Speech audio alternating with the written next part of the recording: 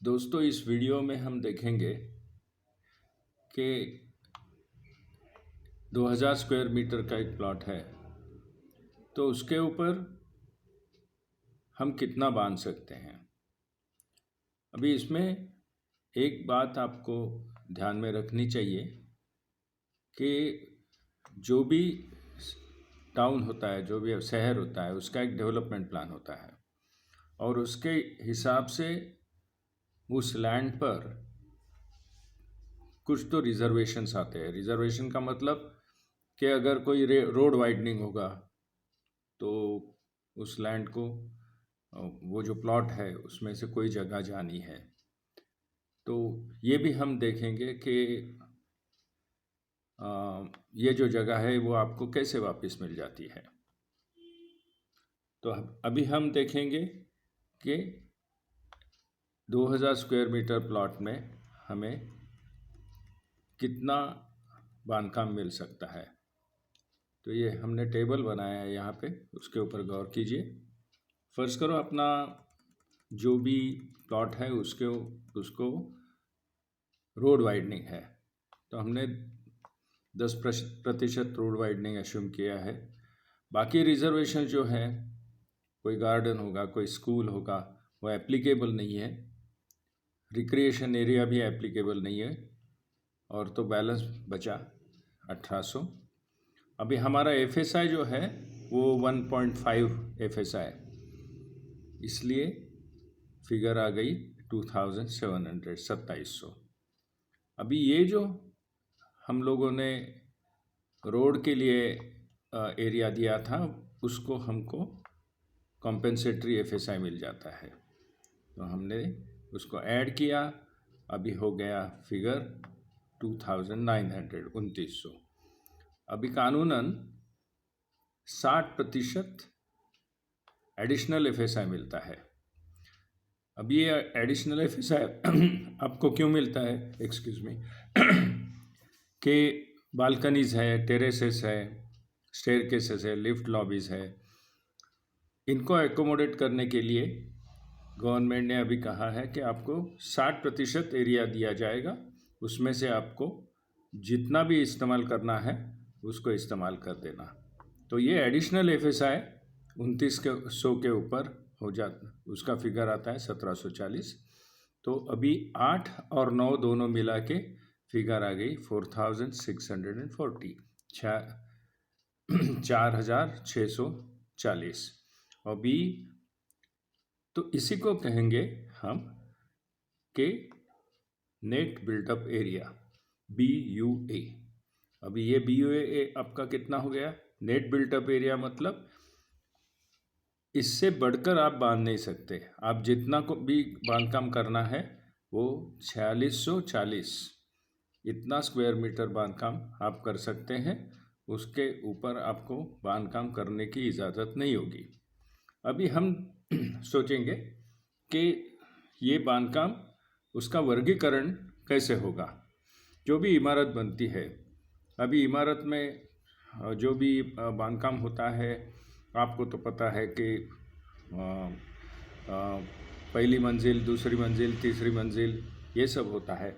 अभी ये मंजिलें जो है वो कैसे तय होती है, तो इसके लिए फ्लोर स्पेस इंडेक्स कहते हैं। जो फ्लोर स्पेस इंडेक्स यानी एफएसआई। एफएसआई का मतलब क्या हुआ, एफएसआई का मतलब हुआ कि आपका जितना भी प्लॉट एरिया था, जितना भी प्लॉट एरिया आपका था, उसके हिसाब से आपको बांधकाम मिलेगा। मतलब आप, मेरा प्लॉट एरिया 100 है और एफएसआई 1 है, तो उसका रेशियो निकाल लिया तो 100 मीटर एफएसआई और 100 मीटर बांधकाम क्षेत्र, इसका एफएसआई 1 होना चाहिए। सिमिलरली अभी आप देखो, मेरा प्लॉट एरिया 100 है और एफएसआई 1.5 है, तो इसका मतलब 1.5 into plot area, 1.5 into plot area. So 100 का 1.5 गुना 150 स्क्वायर मीटर मुझे बांधने को मिलता है। अभी मेरे पास कितना है, 4640। अभी आपको इतना मालूम है कि स्टेयरकेस एरिया जो रहता है उसका भी कोई क्षेत्र होता है। स्टेयरकेस एरिया, लिफ्ट एरिया, इनका क्षेत्र होता है, और वो परमिसिबल क्षेत्र जो है उसका एरिया हर मंजिल पर होता है। तो हम लोगों ने जो अभी एरिया एश्यूम किया है वो है 35.64, और कितनी मंजिलें एश्यूम की है? 11। ओके, सो अभी हम क्या करेंगे, 11 मंजिलें हमने एश्यूम की है, उसमें 11 कैसे आ गई? 11 ऐसे इस वजह से आ गई कि हम लोगों ने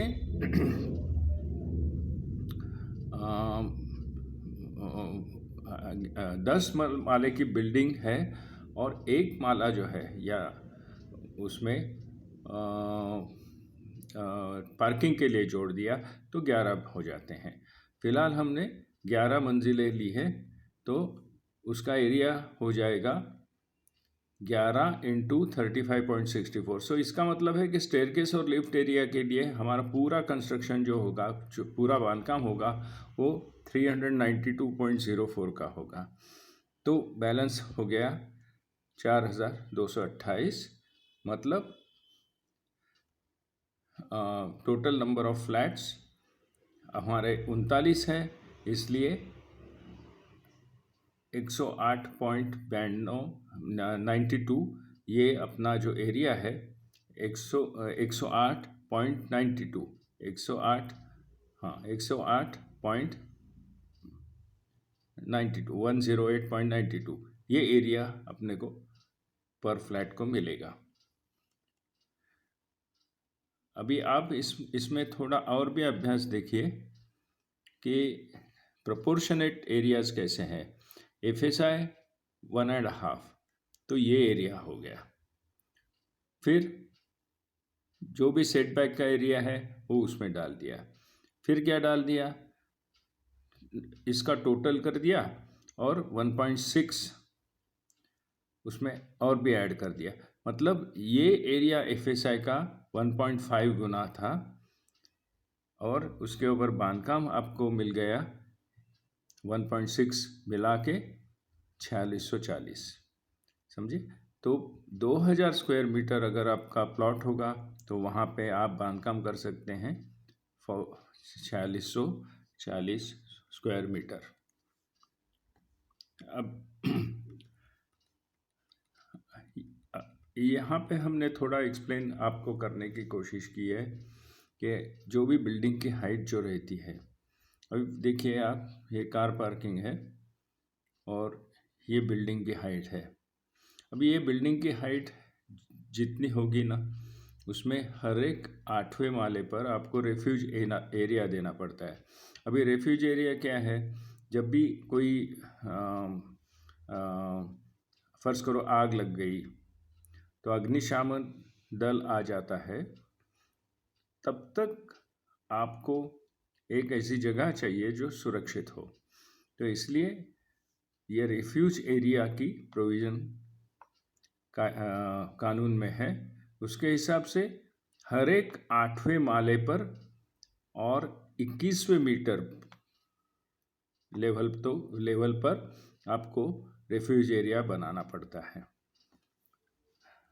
नेक्स्ट हम देखते हैं, जो हमने स्टेयरकेस और लिफ्ट का एरिया बताया था, तो आप देखेंगे यहाँ पे इस तरह से अगर प्लान होगा तो 3904 स्क्वायर मीटर इतना एरिया हो जाता है। हम लोगों ने एश्यूम किया है दूसरा कोई प्लान है, और उसका एरिया आपको हर एक मंजिल पर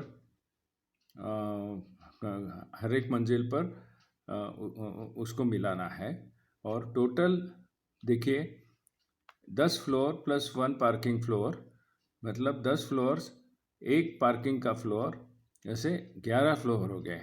ये 11 फ्लोर को आपको ये एरिया से मल्टीप्लाई करना है। नेक्स्ट हम लोगों ने एक प्लान बनाया है जिसमें किचन, डाइनिंग और बेडरूम्स और टॉयलेट इस प्रकार से अरेंज की है, क्योंकि किचन को आपको लाइट देनी है, एक्सटर्नल लाइट, लिविंग रूम को एक्सटर्नल लाइट देनी है, बेडरूम्स को एक्सटर्नल लाइट देनी है। इस वजह से इस प्रकार से कुछ प्लानिंग प्रपोज किया है।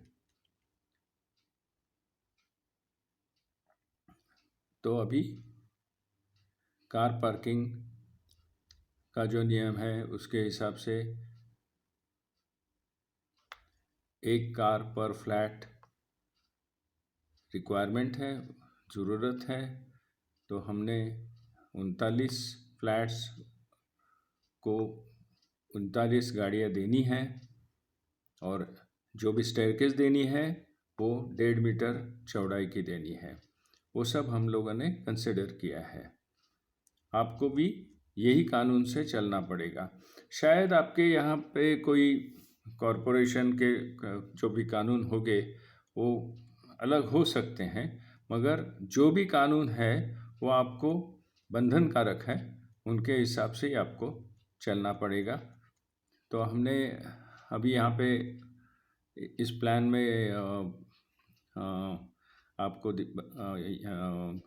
कैसे इनका डायमेंशंस लिखे जाते हैं उसके ऊपर थोड़ा गौर कीजिए आप।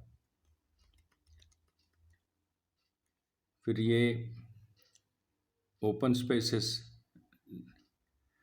6 मीटर, 6 मीटर और 6 मीटर ऑन ये बाजू की तीनों जगह पे 6 मीटर जगह छोड़ी है, और सामने 4.5 मीटर जगह छोड़ी है। अभी ये 6 मीटर का क्या नियम है? 6 मीटर का नियम ऐसा है, देखिए, कि अगर आपकी हाइट ऑफ द बिल्डिंग, आपकी बिल्डिंग की ऊंचाई 10 माले की है और 3 मीटर का एक माला,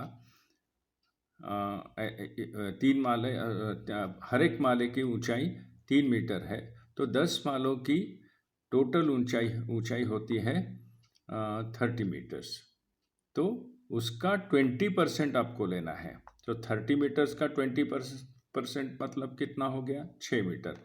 इसलिए हम लोगों ने 2 साइड्स और बैक साइड, पिछली जगह, ये देखिए, साइड पे, पीछे और साइड पे 6-6 मीटर हमने प्रपोज करना है। और ये जो सामने है वो 4.5 मीटर परमिटेड है, इसलिए हमने सामने 4.5 मीटर देना है, और बाजुओं को बाजू में 6-6 मीटर देना है। तो उसका एरिया कितना, क्षेत्र कितना हुआ? 1056.96।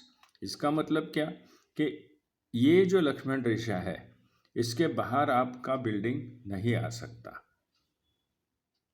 तो इतना आपको याद करना है कि ऐसे भी नियम रहते हैं।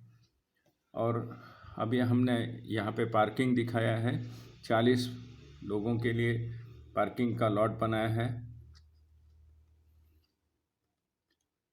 फिर ऊपर में प्लान, ये जो फुटप्रिंट था अपना, उसमें हमने प्लान रखा है बिल्डिंग का। ये स्टेयरकेस ब्लॉक, ये लॉबी में से 4 एंट्रीज है हर एक फ्लैट के लिए, और ये लिफ्ट लॉबी है। अब इसका सेक्शन भी हमने बताया है। ये पूरा ये जो है ये लिफ्ट लॉबी है, और ये एंट्रेंस लॉबी है, ये एंट्रेंस फ्लैट के लिए है। और ऊपर अब देखेंगे तो ये बी है, ये लिफ्ट मशीन रूम है। ये लिफ्ट मशीन रूम है। और डी में आप वाटर टैंक है। सो जो भी नियम होगा उसके हिसाब से कितना पानी हर फ्लैट के लिए है उसका कोष्टक उसमें रहेगा, और उसके हिसाब से वो जो ओवरहेड वाटर टैंक है उसका नियोजन करना पड़ता है। इस स्केच में हमने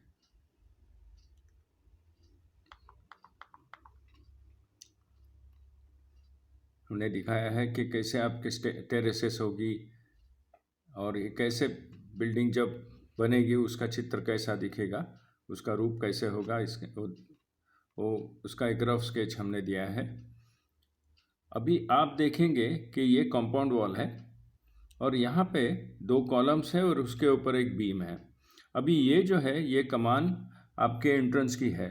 अभी उसको भी नियम है, उसका नियम ऐसा है कि ये जो क्लैरिटी है, ये जो क्लियर हाइट है ना, उसको फायर ब्रिगेड के लॉज से उसका प्रमाणित किया जाता है। जो भी फायर ब्रिगेड के लॉज है उसके हिसाब से ये ऊंचाई आपको रखनी है। हमने 4.2 रखी है, अथवा मिनिमम 4.2, अथवा जो भी फायर फाइटिंग लॉज के हिसाब से होगी वो। सो उसके हिसाब से जो भी ज़्यादा है वो आपको रखनी है। फायर ब्रिगेड ने कहा कि 5 रखो तो आपको 5 रखनी चाहिए।